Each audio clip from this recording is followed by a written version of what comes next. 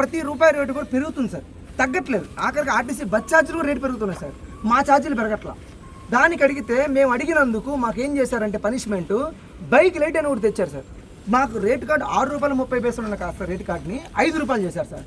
వాళ్ళ ఉద్దేశం ఏంటంటే వీళ్ళు ఎక్కడికి వెళ్ళరు, వీళ్ళు మన పెట్టి భిక్ష పెట్టి పెడుతున్నారు మేము అన్నట్టుగా చెప్తున్నారు సార్. వాళ్ళు చెప్పడం వాళ్ళ రీతిలో వాళ్ళు మమ్మల్ని కనీసం గౌరవించట్లేదు సార్. మా బానిసత్వంగా చెప్పి మాట్లాడుతున్నారు.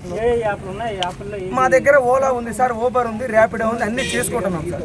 అన్నీ చేసుకుంటే మాకు సమస్య ర్యాపిడోలో ఉంది సార్. కాకపోతే ఏంటంటే ర్యాపిడోకి అందరూ అలవాటు అయ్యేది చేసేది మాకు చేస్తారు సార్. బాగా ఓలా చేసుకుంటాం సార్, ఓలా ₹10 వస్తుంది. ఈ ర్యాపిడోకి అందరూ ఎగ్జిట్ చేసేసరికి వాళ్ళు ఏంటంటే ఈ కంపల్సరీగా ర్యాపిడోలే వస్తారు, మాకు వీళ్ళే చేస్తారు అన్నట్టుగా మమ్మల్ని మూవ్ చేస్తారు. మాకు ఏది దిక్కు లేదు సార్. ఏంటంటే మా పరిస్థితి జాబ్ ఉన్నా ఏది ఉన్నా కానీ అన్ని రిమూవ్ చేసేసి వీళ్ళ దాంట్లో మాకు బానిసత్వం తెప్పించుకున్నారు. ఇప్పుడేమన్నారంటే మీరు అవసరం లేదు, మీరు వెళ్ళిపోండి, మీరు మాకొద్దు, మాకు ఆటోలు కావాలి, కార్లు కావాలి.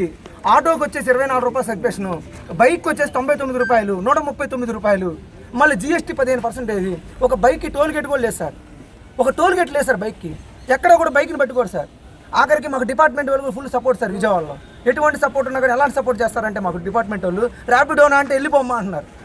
ఎందుకంటే మాకు కష్టం తెలుసు సార్, కష్టం తెలుసు. కానీ కంపెనీ వాడు గుర్తుంటలేదు సార్. మాకు ఇంతమంది నిరుద్యోగులు సార్, ఇంతమంది నిరుద్యోగులు ఉన్నాం సార్.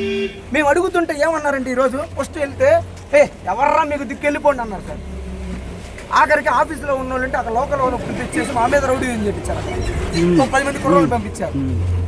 ఇక మేమేం చేయాలి సార్? మా పరిస్థితి యాక్సిడెంట్ కవరేజ్ కూడా